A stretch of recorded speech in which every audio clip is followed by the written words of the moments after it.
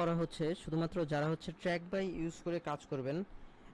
আমাদের এন্ড থেকে যখন আপনাকে ট্র্যাক বাইয়ের অ্যাক্সেসটা দেওয়া হবে, সেটা হচ্ছে আপনি যে ইমেলের আন্ডারে অ্যাক্সেসটা পাবেন সেই মেইলে একটা মেইল যাবে। এই যে দেখেন আমি এখানে একটা ইনভাইটেশন দিয়েছি, এখানে দেখেন একটা অ্যাকসেপ্ট ইনভাইটেশন হচ্ছে হলো কি আসছে, তো এখানে ক্লিক করে দিবেন।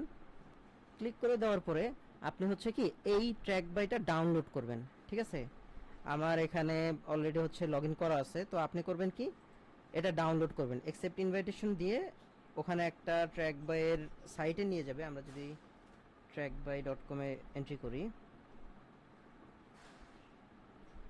সরি এই যে ডেস্কটপে ক্লিক করলে আপনি হচ্ছে কি একটা ডাউনলোড করার জন্য টুলস পাবেন। ঠিক আছে, এই টুলসে ক্লিক করার পরে আপনি ইনস্টল করে নেওয়ার পরে আপনার কাছে এইরকম একটা হচ্ছে ইন্টারফেস আসবে। তো এখানে আপনি যখন হচ্ছে ডাউনলোড করার পরে অ্যাক্টিভেশনে যাবেন, এখানে আপনাকে একটা অ্যাকাউন্ট ক্রিয়েট করতে বলবে। ঠিক আছে, এই যে এই মেল আন্ডারে যখন আপনি এন্ট্রি করবেন তখন আপনাকে একটা অ্যাকাউন্ট ক্রিয়েট করতে বলবে। তখন ওই অ্যাকাউন্ট ক্রিয়েট করার পরে আপনি ট্র্যাক বাইয়ের আন্ডারে ইউজার নেম এবং পাসওয়ার্ড দিয়ে লগ ইন হয়ে যাবেন। ঠিক আছে, তো এটাই ছিল প্রসেস। আমি যদি আমার ট্র্যাক বাইটাতে হচ্ছে লগ ইন করি,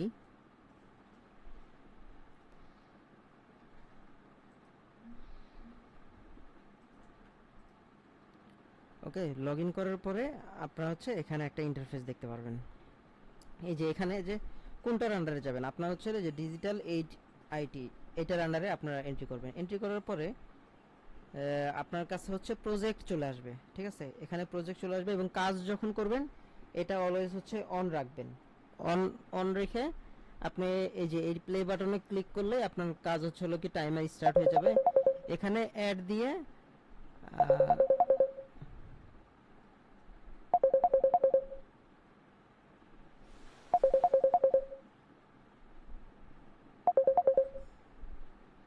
আচ্ছা সরি, এখানে অ্যাড দিয়ে আপনি আপনার প্রজেক্টটা সিলেক্ট করে নেবেন। ঠিক আছে, অ্যাডে ক্লিক করলে আপনাকে যেই প্রজেক্টের আন্ডারে অ্যাসাইন করা হবে, এখানে ধরেন হচ্ছে আমাকে লিড জেনারেশন আন্ডারে অ্যাসাইন করা আছে, আমি লিড জেনারেশন ক্লিক করে দিয়ে সেভ দিয়ে দিলে আপনার হবে কি ওই প্রজেক্টের আন্ডারে যে আপনি কাজ করবেন এটা টাইমারটা কাউন্ট হতে থাকবে। আশা করি বুঝাইতে পারছি। যখন এটা হচ্ছে অটোমেটিক, আপনি যদি এটা পজ না করেন, ঠিক আছে, আপনি 1 মিনিট কাজ করলেন না, সেক্ষেত্রে আপনার অটোমেটিক এটা অফ হয়ে যাবে 1 মিনিটের মধ্যেই।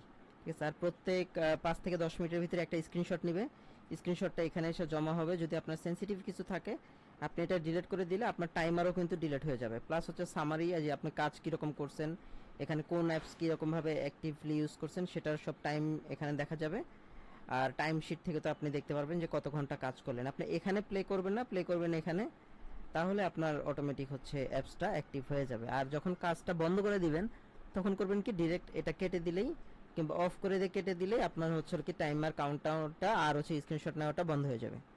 তো আশা করি বুঝাইতে পারছি। আর যদি কোনো কোশ্চেন থাকে আমাকে জানাবেন।